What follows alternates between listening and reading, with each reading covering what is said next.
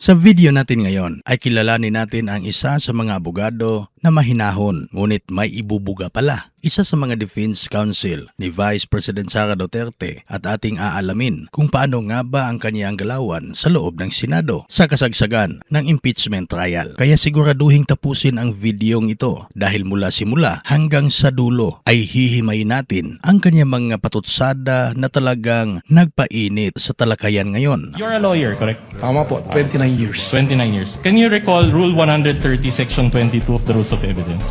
Can you refresh me, sir? Okay, I will Because you have a gladly copy. refresh you, of course. Kasabay ng patuloy na paggulong ng makasaysayang paglilitis ngayong Hulyo o ngayong buwan na ito habang ginagawa natin ang artikulong ito, isang pangalan mula sa depensa ang mabilis na pumupukaw sa atensyon ng publiko dahil sa kanyang kakaibang estilo. Siya ay walang iba kundi si Attorney Mark Vinluan. Sino nga ba ang abogadong ito? Sino nga ba ang abogadong ito? Nasa unang tingin ay kalmado pero handa palang makipagsabayan sa mga taga-usig para ipagtanggol ang pangalawang pangulo. Huwag kayong aalis dahil marami pa tayong ibubunyag na detalye sa kanyang mga diskarte sa loob ng Senado. Kamakailan lang, naging viral sa social media ang naging palitan ng argumento sa pagitan ni Attorney Vinluan at ng panig ng prosekusyon sa loob mismo ng Senado. Sa kanyang ginawang cross-examination kay NBI Regional Director Jeremy Lutok, ipinakita niya ang kanyang mahinahong galawan na may kalakip na patalim. Hindi nagdadalawang isip si Vinluan na ipagmalaki ang legal background ni VP Sara. Tinanong niya kung alam ba ng testigo na pumasa ang Vice Presidente sa bar exam sa unang subok pa lang nito na may rating na 80%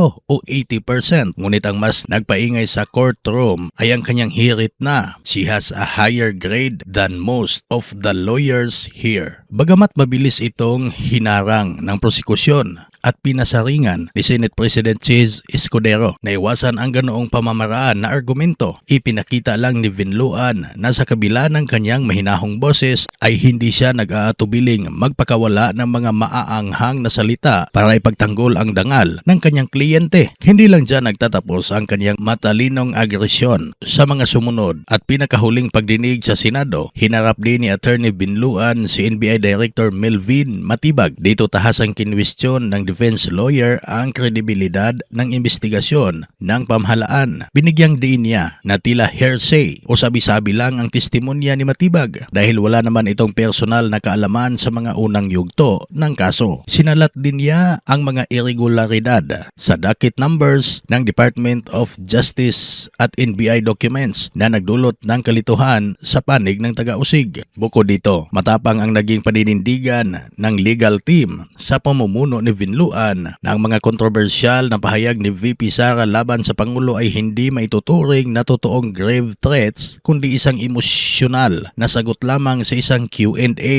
Ang ganitong diretsahang pag-atake sa mga ebidensya ang nagpapakita ng hindi basta-basta o na hindi basta-basta ang kanyang diskarte. Ayon pa sa mga maraming nakasubaybay na kalmado ngunit sadyang mapanganib ang estilo ng pagtatanong ni Attorney Vinluan sa bawat pagdinig. Para sa mga taga-suporta ni VP Sara, siya ang tinaguriang bagong objection lawyer at lodi dahil sa kanyang talino at kakayahang magpautal sa mga testigo ng prosekusyon nang hindi nawawala sa porma. Kitang-kita ang kanyang kontrol sa emosyon habang unti-unting ginigisa ang kalaban sa pamamagitan ng mga legal na teknikalidad. Ngunit para naman sa mga kritiko, ang kanyang mga naging pahayag ay tila pampabastos o paglihis sa totoong bigat ng kinakaharap na mga akusasyon ng kanyang kliyente. Ano man ang pananaw ng marami, hindi maikakailan na si Vinluan o Attorney Vinluan ang isa sa mga pangunahing alas ngayon ng Duterte Defense Team na nagpapakita ng gilas sa loob ng Senado. Nagpapasakit sa ulo ng mga taga-usig. Mahaba pa ang laban sa impeachment court at tiyak na marami pa tayong aabangang pasabog mula sa mahinahon ngunit palabang si Attorney Mark Vinluan. Habang tumatagal ang paglilitis, mas lalong nagiging krusyal ang kanyang bawat galaw para sa kapalaran ng pangalawang pangulo.